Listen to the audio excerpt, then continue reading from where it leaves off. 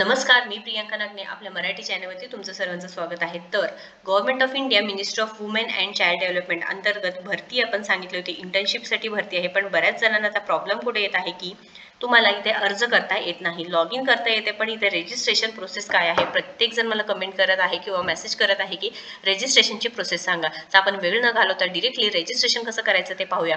आता eligibility, selection criteria हे सर्व तो व्हिडिओ म्हणजे कोण कोण पात्र असणार आहे, कोण एलिजिबल आहे, कोणाला शिक्षण किती लागणार आहे, कोण इथे ॲप्लिकेशन करू शकते, हे सर्व आपल्या चॅनलवरती ऑलरेडी आहे. त्यामुळे ते टाईम न घालवता आपण बघूया. थोडक्यात 1-2 मिनिटं सांगते. एज लिमिट 21 ते 40 वर्ष आहे. कोण अर्ज करू शकतं? फक्त महिलाच इथे अर्ज करू शकतात. जेंट्स किंवा पुरुष इथे अर्ज करू शकणार नाही. महिला कोण असणार आहे? Woman student, scholar, social activist, teacher from non tyre 1 cities. तुम्ही गावाकडच्या खेडेगावातल्या बायका आहेत, महिला आहेत, नक्कीच इथे अर्ज करू शकणार आहात. लिस्ट 1 टायर्स मधले सिटीज कोणते एलिजिबल नाहीत तर अहमदाबाद, बेंगलुरू, चेन्नई, दिल्ली, हैदराबाद, कोलकाता, मुंबई आणि Pune. Candidates who belongs to tier 1 cities are not eligible. आता इथे सिलेक्शन ऑफ इंटर्स सिलेक्शन कमिटीकडून होणार आहे.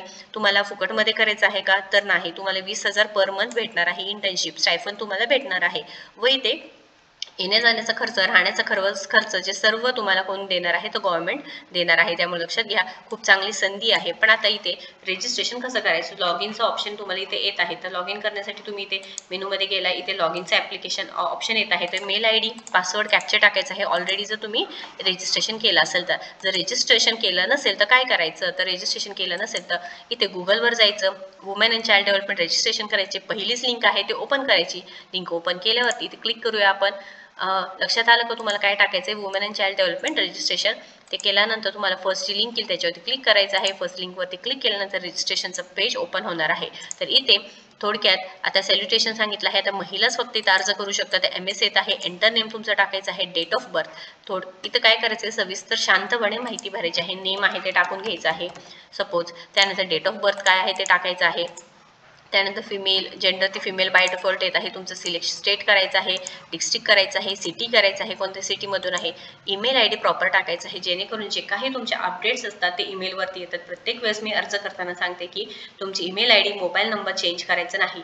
चेंज करायचं असेल तर जेणेकरून हे अल्टरनेटिव्ह काहीतरी तुम्हाला ऑप्शन पाहिजे आहे. जे काही इन्फॉर्मेशन येतं ते कुठे येत असतं? तुमच्या मेल ID वरती आणि मोबाईल नंबरवरती. त्यामुळे लक्षात घ्या, तुमचे ईमेल आणि जे मोबाईल नंबर आहे व्यवस्थित ठेवायचा आहे. एंटर पासवर्ड करायचा आहे, तुमचं कन्फर्म पासवर्ड करायचा आहे आणि इथे कॅप्चे कोड टाकून घ्यायचं आहे. सिंपल पद्धतीने आपण 2 मिनिटात पाहिलं की रजिस्ट्रेशन प्रोसेस काय असणार आहे. ही रजिस्ट्रेशन प्रोसेस झाल्यानंतर तुम्ही काय करू शकता? इथे लॉग इन करायचं आहे. लॉग इन केल्यानंतर पुढे तुम्हाला संपूर्ण माहिती येणार आहे. तर रजिस्ट्रेशन करताना इथे सांगितलं आहे बघा, ऑल फील्ड्स आर मॅन्डेटरी. सगळे फील्ड्स तुम्हाला कंपल्सरी असणार आहे. As per the internship guidelines, हे जे सिटीमधले आहे ते तुम्हाला एलिजिबल नाही सांगितलं आहे.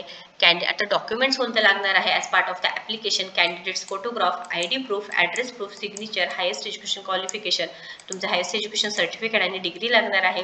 Joining letter of the organisation, जे टीचर्स आणि सोशल ॲक्टिव्हिस्ट आहेत त्यांना जॉईनिंग लेटर लागणार आहे.